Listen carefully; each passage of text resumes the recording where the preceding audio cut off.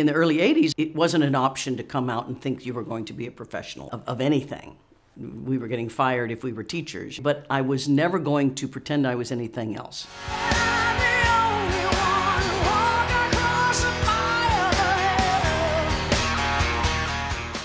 I grew up in the 60s and 70s in Leavenworth, Kansas. Leavenworth is a small town. There's no mention of gay at all, nothing. It was only whispered badly behind people's backs or something.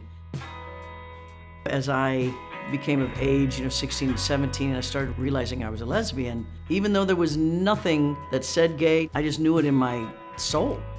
I think my parents knew. I know when I came out to my father when I was like 19, I sort of said, look, Dad, I've got to tell you something. It took me forever to kind of, get him there. And I said, well, I'm homosexual. And he's like, oh, is that it? Is that all you, it's like, oh, well, okay, I don't understand it, but as long as you're happy.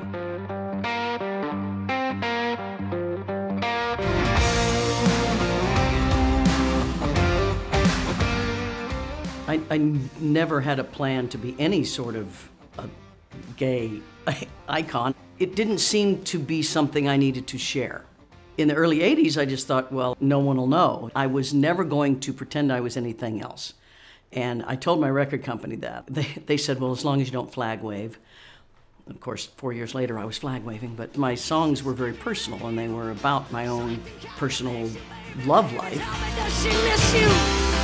Existing just to kiss you, like the way I do. And as I released different records, people started asking me questions. I was always very careful to use, they and them and non-gender specific stuff. And I was misquoted so horribly in a music magazine once. And they had changed everything to me saying my boyfriend. And I was like, I can't do this. So after my third album, I knew I was going to come out just because I didn't want to be seen as a liar, because there was an underground knowledge that I was gay. I was helping get Bill Clinton elected president, and so they had an inaugural ball. Please welcome Melissa Etheridge. And I came out there. And I'm proud to say right now, I'm very proud to have been a lesbian all my life. I wasn't planning on it. I was in the moment. It happened.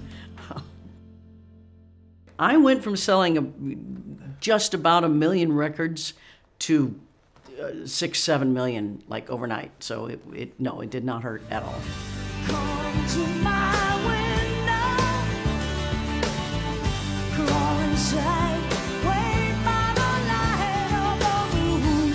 Come to my window. I've lived long enough to see how the world kind of works, where we go forward, and in that progress, it scares people, and there's fear. I don't know if everyone will ever be comfortable with all the different shapes and sizes of sexuality, but it sure would be nice if people just understood that difference and diversity is the juice of life. Coming out is the best thing. It's just speaking your truth. It keeps you healthy, and it can really help a lot of people. It's hard to change hearts and minds, but we can.